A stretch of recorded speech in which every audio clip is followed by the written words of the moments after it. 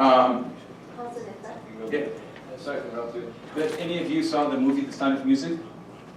Any of you know Julie Andrews? Do you remember the song? From nothing, nothing comes, nothing ever will? No? Remember that song? Which one? Yeah, that was in The Sound of Music. Okay, I just wanted to... Yes. No, thank you. No, thank you. Sorry, go ahead. No, that's really good. Actually, we're going to come to that concept, so that's great. Yes. Okay, thank you. Okay. So good. What's your name? Sorry? Pierre. Pierre? Okay. So as Pierre mentioned, so the defense for number one is actually, it intuitively makes sense. But how can he defend it against someone who's still skeptical? They're like, give me a more solid reason. I'm not saying that's not solid. That's exactly it, actually. But yeah. John. I think it's the second law of thermodynamics saying that you you can't get something from nothing. Like I can't remember exactly the wording of it, but Right. it's matter cannot be created nor destroyed. Right. So for there to be matter, there has to be something greater than matter to create it. Okay. Oh, first law. Second Sorry, law. first law. Okay. Yeah, second is Yeah, first law. So thank you very much for really good input. So you're absolutely right. The second law is, you mentioned the first law, and the second law go hand in hand. The second law is more that, the second law of thermodynamics states that everything tends towards entropy. What entropy is just a state of disorderness. And if you take a cup full of water and you drop it on the floor, what's going to happen to the water? Is it going to stay in one spot, or it'll spread out, right? So that's entropy. It's disorderness, but there's a purpose behind that disorderness. The universe is the same way. If you can kind of imagine a much bigger jar. So the second law of thermodynamics is tied to our universe, and because it operates this way, there must be something higher to have brought it into existence. So exactly like John mentioned. Thank you. Okay, so we'll begin with the first premise. The second law actually applies more to the second premise. So the first premise is really whatever begins to exist has a cause. You can articulate that more by explaining what it means to be contingent versus necessary existence. And this is really easy. So, contingent is basically, okay. What do all these people have in common? They're dead. Okay. All right. So this is Aristotle, Descartes, Thomas Aquinas, and Leibniz. What they all have in common is that, like Pierre mentioned, a dependent cause needs a first cause. Thomas Aquinas took the works of Aristotle and refined them. Thomas Aquinas was 13th century. He took the works of the Greek philosopher Aristotle, refined them as far as there being a first cause, a primary mover. And in Leibniz, he added a further reason about why that cause is necessarily existing, not contingent, and I'm going to explain that right now. So again, they're dead, but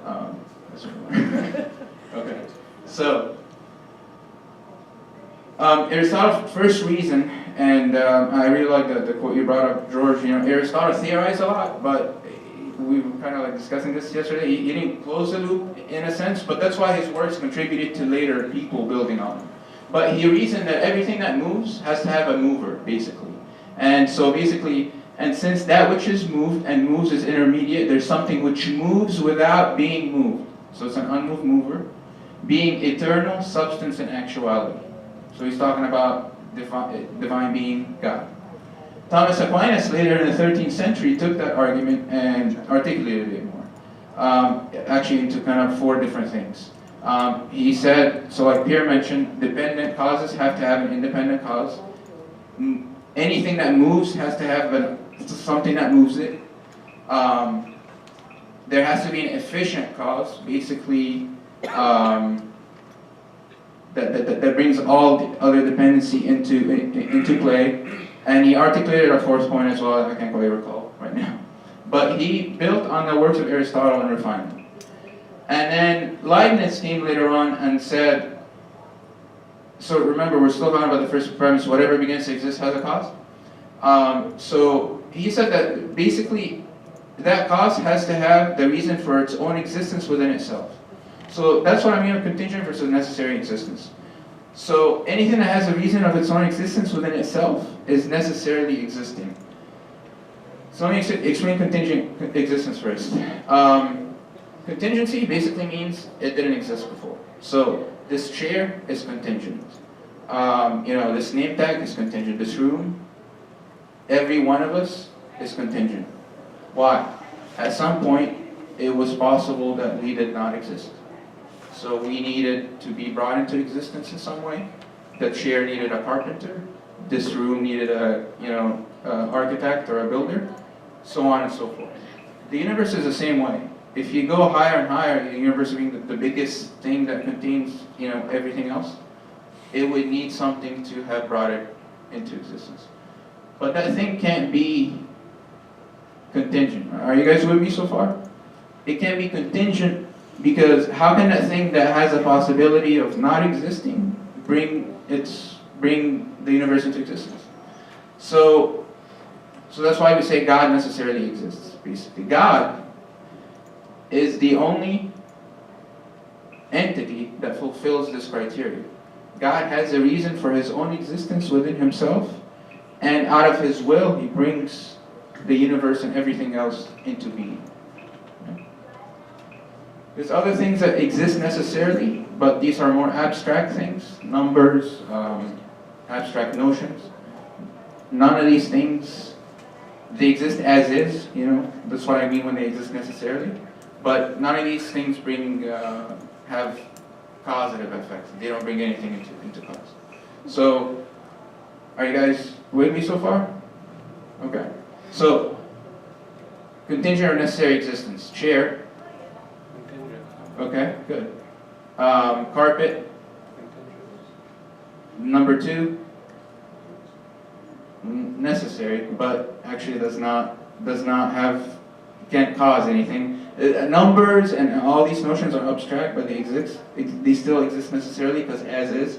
I only want to bring that up just for thoroughness. But besides that, yes, God is the only entity that exists both necessarily and can be a causer. Okay.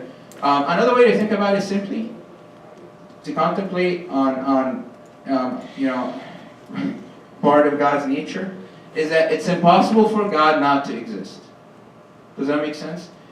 God, being God, it's impossible for him not to exist. Therefore, God exists necessarily. Therefore, because he exists necessarily, he is the only one that can bring the universe into being. Okay? So, now we defended the first premise. Whatever begins to exist has a cause. Why? Because whatever here is contingent. And anything that's contingent has to have a cause. And if we're talking about the universe, then that cause has to be a necessary cause, which is God. Okay? Alright. The universe began to exist. Okay, so I'm going to engage you again, guys. How do we know the universe began to exist? You can say anything that comes to mind. The earth, the water, whatever we see. Okay, great, okay, perfect. Yeah, because we observe it and we're here to see it. Okay, great. Anyone else? How do we know the universe began to exist? And I want to focus on the word began. But I mean, what have we heard, popular theories, anything like that? Big Bang. Okay, all right, perfect, okay. Big Bang Theory, so let's talk about that. Okay. The Big Bang Theory is actually really good. And this is actually the best theory we have about the existence of how the universe came into being. So remember how we were talking, science complements our faith. So this is a way that God has revealed himself in science for our own edification. It's going to be a bit academic, but we're just going to go through it quickly. So I don't want to lose you guys, okay? All right. So the Big Bang Theory in a fine-tuned universe. What we know for the Big Bang Theory is that the universe is about 13.7 billion years old. when Genesis said, in the beginning God created heaven and earth, okay, that space between "and" was about 13 billion years. Okay? And that still doesn't contradict the Bible. What we know is the universe began to exist out of nothing. And I want you to keep that in mind. I'll come back to it. Out of nothing. And nothing is a state of non-existence. So it popped into existence. I'm not saying, God took some material and made the universe. No, there was absolutely no material, nothing, and it popped into existence. So remember that. That's important. I'll come back to that. The first proof of the Big Bang came in the 1960s when they accidentally, some physicists discovered what's called the cosmic background radiation. That was just basically radiation from early remnants of the universe, when the universe began to kind of cool down just a little bit and began kind of emitting signals in the radioactive range. And that stayed since the beginning of the universe. They just only detected it in the 1960s. Actually, the two physicists that did won a Nobel Prize for it. So that was the first evidence we had. This basically says, and I'm not going to belabor this, but this theorem is important because it just says that anything that keeps expanding, and what we know is when the universe came into existence, it kept expanding ever since. And this theorem basically says that anything that keeps expanding has to have a beginning point. Why that's important is, because we're trying to defend that second premise.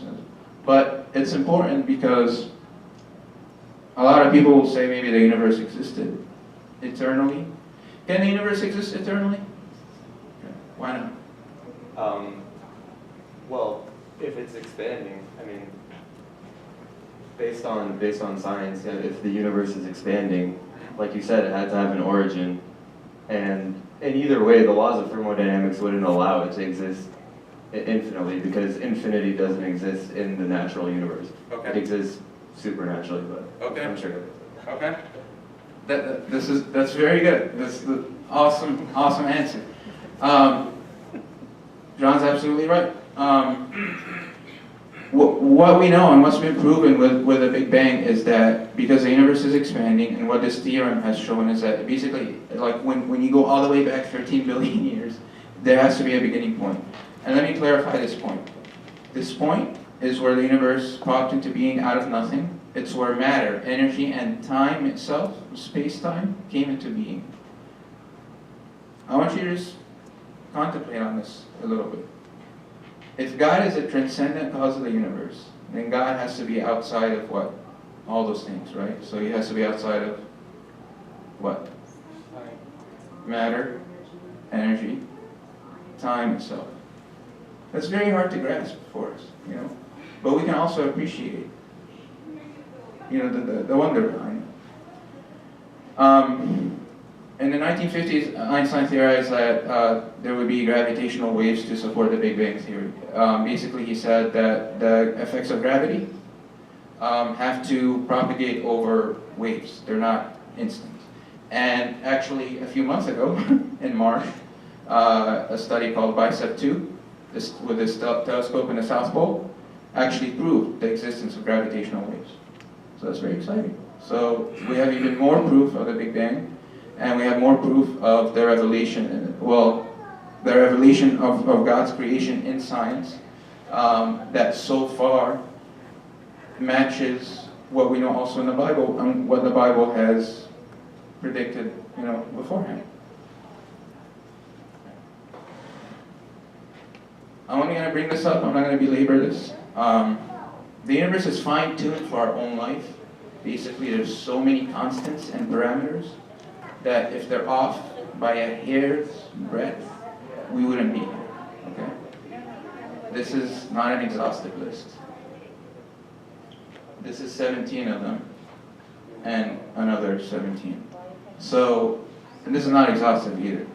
I just want you to imagine every one of these variables is fine-tuned so meticulously that if it was off by a hair's breadth, like if nuclear force or something, stars wouldn't form, galaxies would collapse, the Earth wouldn't be here, our own universe wouldn't be here, etc., etc.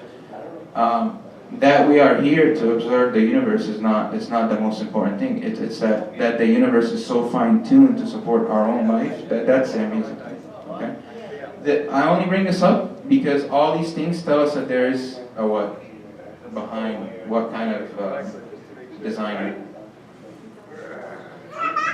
Good. And what do I mean by intelligent design? So intelligent, that word means there's a purpose behind the creation.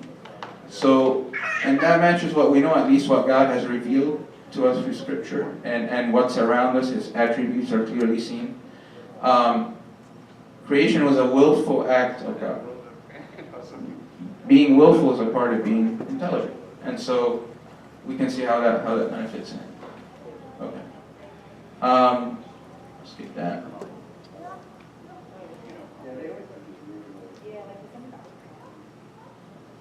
Okay, so we talked about the first two. We arrive at the conclusion the universe began to exist, or the universe has a cause. This Latin phrase means out of nothing, nothing comes. So remember, I told you to remember that concept of nothingness, and I'm going to come to it right now. Okay, so let's explore some ways.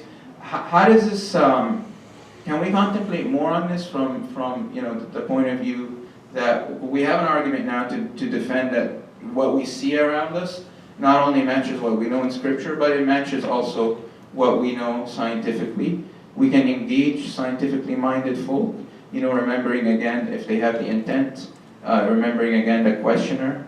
But if they have the intent and you want to enter into the discussion, or you find yourself in a position to defend your faith, you can tell them, hey, why don't I give you just a small argument that there is an intelligent cause behind the universe? And they'll be like, okay, go ahead.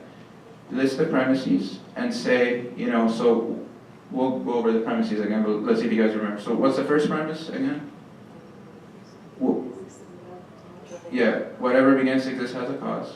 What the universe is contingent, or no, contingent. And God is what? God is necessary. Good. So you can tell them that's number one. Number two, the universe began to exist, and you can just tell them we know that from the Big Bang. Okay. Number three, therefore the universe has a cause, and that has to be transcendent. You can't tell, and they'll tell you, well, how about it give rise to itself? You tell them, no, the universe can't give rise to itself. I couldn't give rise to my own self. I'm contingent. The universe needed a transcendent cause. The concept of nothingness is important to understand because this helps us reflect on our own nature as well. Saint Athanasius, pillar of our faith, defender of our faith, defender against Arianism and Council of Nicaea, wrote about this. And basically I want to touch on what's in Genesis first. In the beginning God created the heavens and the earth, 13 billion year gap. The earth was without form and void. The Spirit of God was hovering over the face of the waters, and God said, let there be light. I highlighted actually these three things is because this is the Trinity actually revealed in the very first 3 verses of Genesis. So God continues to reveal Himself in ways to us. But St. Athanasius wrote, but from nothing and having absolutely no existence, God brought the universe into being through the Word being Jesus Christ. So Jesus Christ was beginning, being co-eternal with the Father. He was there in the beginning of creation. And creation was brought into being through Him. Remember what Sayyidina said, a lot of the church fathers have written a lot about these things even earlier, and here it is, in plain language. So a lot of, what we're saying is maybe saying it differently, or our society is approaching it differently. It's good that we're equipped with these things to give reasons for our faith, but we already know that we've had reasons for a long time. By faith we understand that the worlds were framed, and then the verse of our convention, for since the creation of the world, His invisible attributes are clearly seen. Okay. For the human being is by nature mortal, having come into being from nothing, because of his likeness to the one who is, if he guarded through his comprehension of Him, would have remained incorruptible. So, this concept of nothingness, Adam came from dust, right? The earth came from the universe, which was made from nothingness. Okay? So, you're all just thinking, I was just eating breakfast earlier, and I was happy, and I was listening to George. Now this guy tells me, like, I'm made from nothing. I'm like, oh my God, I don't know if I exist. I have an existential crisis. I think I need to talk to Sayedna a little more. I don't know. No. Well, what this helps us appreciate is that maybe we can draw a little more from these kind of heavily philosophical arguments. When we can appreciate our own nature like this, we have a greater appreciation of what God did for us actually in the incarnation, and how much His love was invoked for mankind. Actually, exactly John 3:16, as George mentioned. For God so loved the world, He gave His only begotten Son. What does it mean that the creator of the entire universe, who is beyond time, came down and died for our sins? It's something to contemplate. And so, even if it helps us appreciate that subtly, it's important. Questions so far? We're almost done, by the way. All right.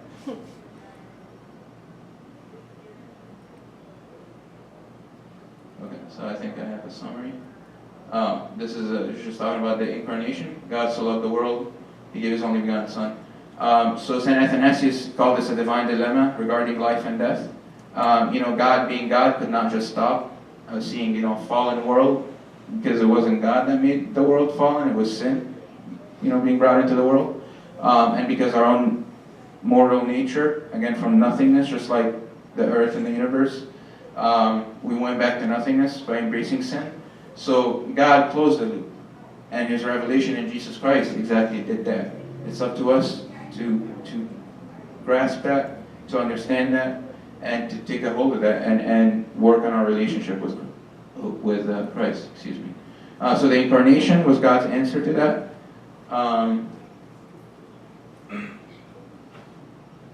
And John 3:16 again. Okay, so let me just give a quick summary, and then I have something really cool to show you at the very end.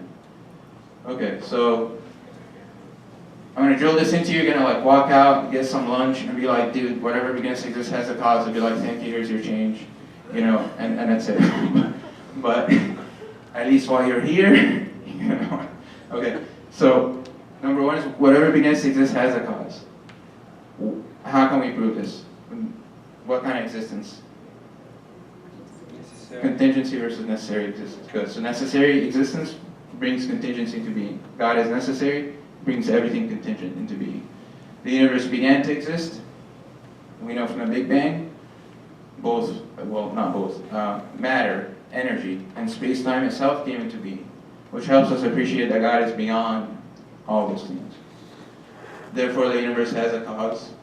And that cause must be God, not some, other necessary being, is because God is the only one that would have a willful want to create, and therefore He is the only one capable of being an intelligent designer. Okay. References. So one very last one. Yes, question. The list that you gave, the 34 Constant, yeah.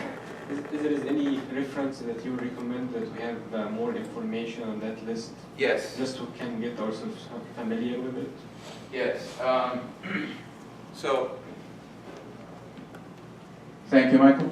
Yeah, I got the list actually from this website. It's really good. GodandScience.org. This is written by a Christian apologist, but he's actually a biochemist by practice. And he has a lot of really well-argued scientific articles actually about a lot of these questions. Obviously, there are books written on this in detail, but at least for your question, that's where I got the list. The article is Evidence for the Fine-Tuning of the Universe.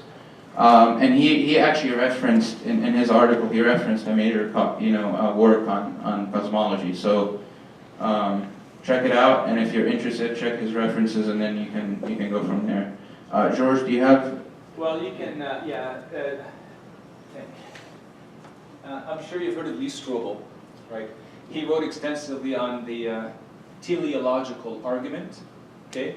It's similar to the cosmological argument that Bishri just mentioned, but the teleological argument, which is the argument from purpose, okay? And the design, or argument from design. And he lists, I think, and he has a video on his website, probably more informative than just a dry list of things. A video clip that's, I think, 15 minutes long, and he lists some of the 34 components that Bishri mentioned. So you can go to leestrobel.com and check out the video and his work on the teleological argument for the existence of God. Thank you very much. So really great resources. I have not personally read Strobel yet, but I know he wrote a lot of really good things, very seminal work, so really good to take into consideration. So this is not something new to learn or anything, I just found it really, really cool. In the 1970s, NASA sent 2 probes into deep space called Voyager probes. The first was 1977, and now I think in 2012 it reached deep space. And the purpose was to study Saturn and Jupiter, the 2 big gas giants, and send signals back to NASA. So along their trip, Voyager 2 is going to go into deep space by 2016. Anyway, so they send signals back to NASA that they analyze, etc. And some of these signals include electromagnetic wave, radiation, whatever, that come back to NASA. So what NASA actually did is kind of compile them, and they actually came back with sounds. So listen to the sounds of the universe. Okay?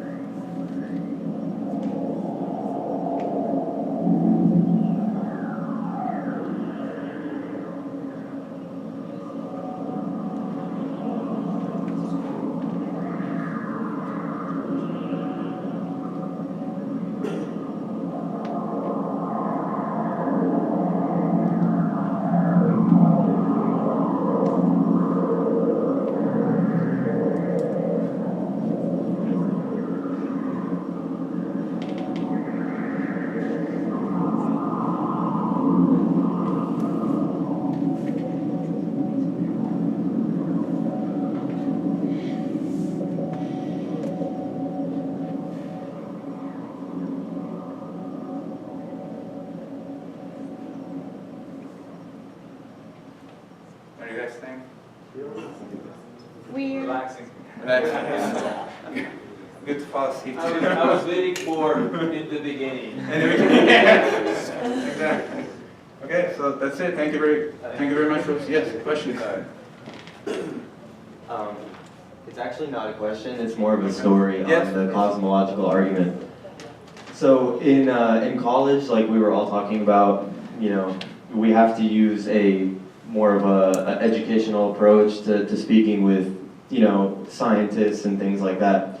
So my second year of college, I had an atheist professor who was one of those really hardcore atheists where she would not only state her opinion, but try to make fun of Christians and church, and she even said church is just a way to make money, and she's like, oh, I'm going to start that business in my backyard, promise people salvation. So she was very rude about her opinion, and it bothered me a lot.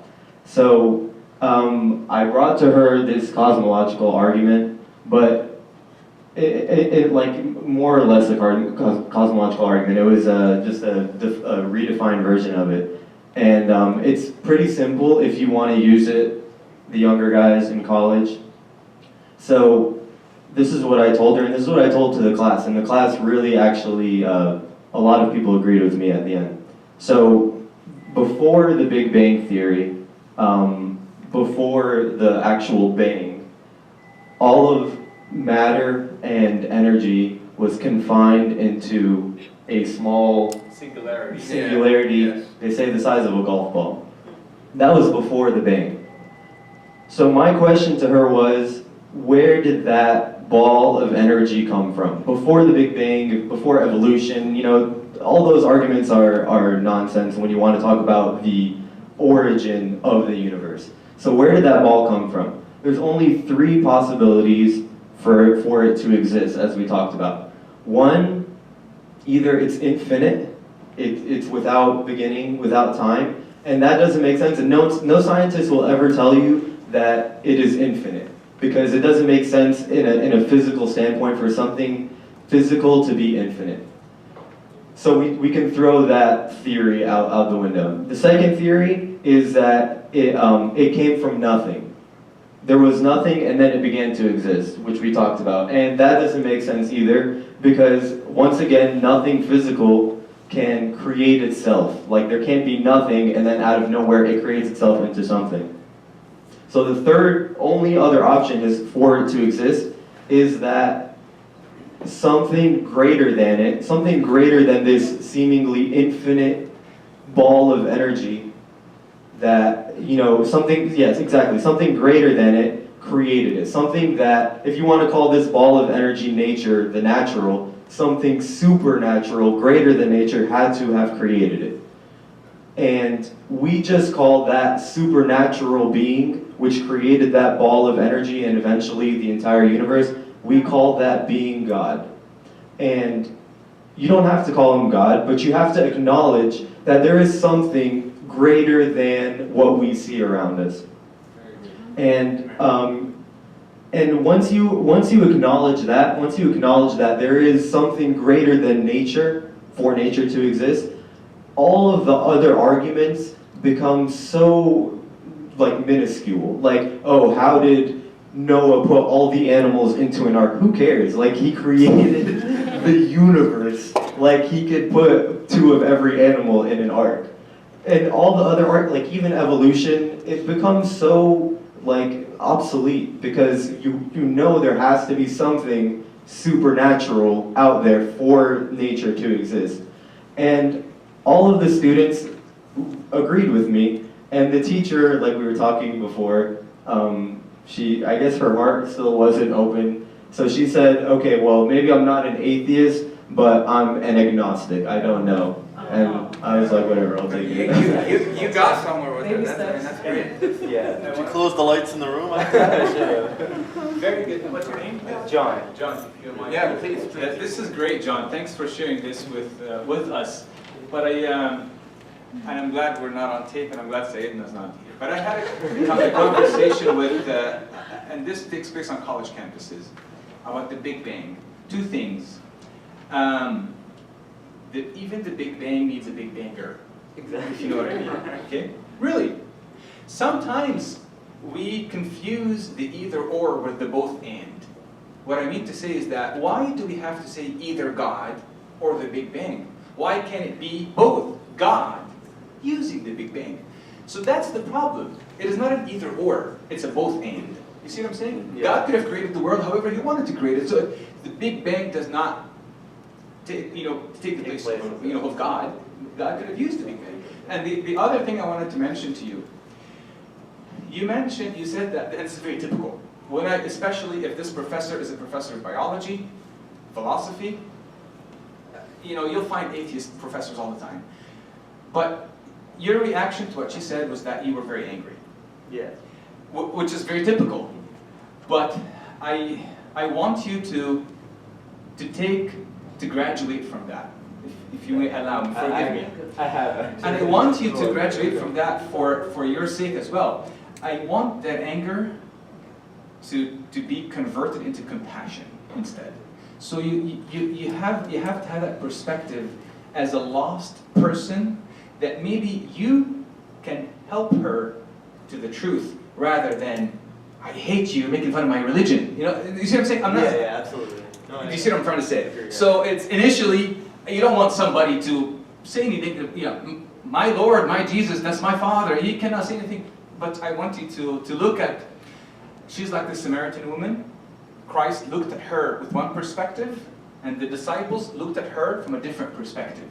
You see what I'm saying? Same woman. So I want you to have the perspective. That's just a side comment. But what you shared is very, very valuable. Thanks. Yeah, no problem. Thank you both so much. I don't even know what to add now. Very great discussions. I think what John brought up, that's exactly how to engage with these arguments. But remembering exactly what George has said again, because you have to remember that the biggest apology as apologists, which is the biggest defense for Christianity, is our own lives. So how we approach people, how we come off, etc. I'm not saying there's anything, just general remark. I think the way John engaged intellectually was perfect. It was awesome. Yeah. You're actually one of the few that have the guts. Yes. Yeah. And risk getting an F in the class. But another thing that we can learn from it is happening on college campuses to your kids, to some of the youth here. It's not. I don't think it's too far to say that we're fighting a war, but there's a way to fight it confidently and calmly as well, because the truth is on our side, and we just have to be open to learning and to be ready to engage them if the opportunity arises. Some people, you'll hit a wall with them and then you'll learn to just not engage them anymore. But to those willing, or when the situation finds itself, we are compelled to defend our faith. So thank you very much. Yes? One question for him without the mic. Did your response come as a spontaneous one, or because during the course she kept repeating things and you built up an answer and then went to... How did it happen? Because it's important. So my story is, for the longest time, for maybe like 3 years, I was questioning, I was questioning my faith and everything, and thank God I came to the right conclusion. But I was questioning the existence of God because I was in the biology field, and evolution was taught as fact, and creation they didn't even say that word. So for me, it was a lot of reading and thinking on my own, and I came up with the same cosmological theory, but like in my head, which I learned later was the cosmological theory. And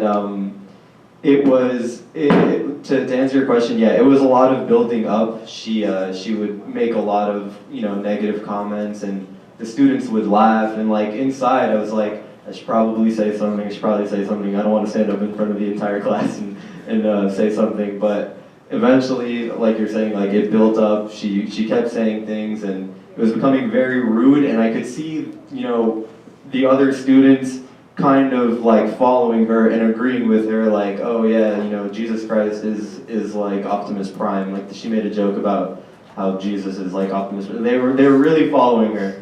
And I figured at that point, not only for her benefit, but for the benefit of the entire class, I should probably stand up and give my argument. And it was after a couple of weeks of her making fun, that's when I stood up and said something. John, I commend you for what you're doing. Thank you. I wish we had more students like you. Seriously. It's a way to put it simply. I think it's something like we talked about that should be included in the curriculum, the Sunday school curriculum. It's a way to put it simply. Like I really appreciate everything you said, and it made sense to me. It definitely it made sense to me, but I feel like a lot of the younger generation, they don't have enough knowledge to talk about a lot of these things. But this is just a way to put it simply. Like 3 solutions, everyone can think of these solutions, and everyone will understand it. You know what I mean? So I think it's just something that needs to get out there, and all the other college students can use that. And then once you go from there, once you prove that there is a supernatural being, then you can start talking about did that supernatural being reveal himself to his creation? And then from there you can look at the different religions of the world. And that's kind of what I did. I looked at Christianity, Islam, Buddhism, which isn't a religion, but I looked at all the different religions, and Christianity definitely makes the most sense. And actually, Francis Collins, he's the author of the what's it called? The Language of God. he made a similar argument, and I definitely recommend everyone watches on YouTube, watch the video, the Francis Collins Language of God video, and he talks about what I talked about, and then he talks about the moral law, which is kind of difficult to explain right now, but pretty much he came to the conclusion that Jesus Christ is God because he felt that he had broken the moral law, and the only way to break the moral law, or to reconcile with the moral law was with someone who paid for that, breaking of the moral law. It's a great video. You guys should watch it. It's on YouTube. First link, Francis Collins. It's really good. Very, thank you, John. This is good So, stuff. sorry, one of the things that, one of the things that I like is sometimes in your answer is spontaneous response to something can strengthen the other person's argument because it comes out fasabiyya, Defensively. and then it makes me look like a dwarf rather than so it's okay to educate myself and let the argument go and be able to communicate with knowledge a right response. So that's what I really was hoping that I get from your answer, and I did get it. Very good. Thank you both so much. We need to get to break and lunch. George, I can turn it over to you. No, I just thank you. I just want to say thank you, Bishoy, for this. I love what Bishoy had presented. Don't you all like the graphics and the content? And so thank you very much. This is great. And I think we are to break for lunch. The next lecture, God willing, is going to be on evolution. Evolution. The big word, evolution. So I hope to see you all here. I think we can at least pray. Abuna, get perfect timing. I was just going to say we can pray. Abuna walked in. Okay. Do you want to come back for Sayyidina because he wanted me to tell him. So it is now 11:49. 12:15. You break.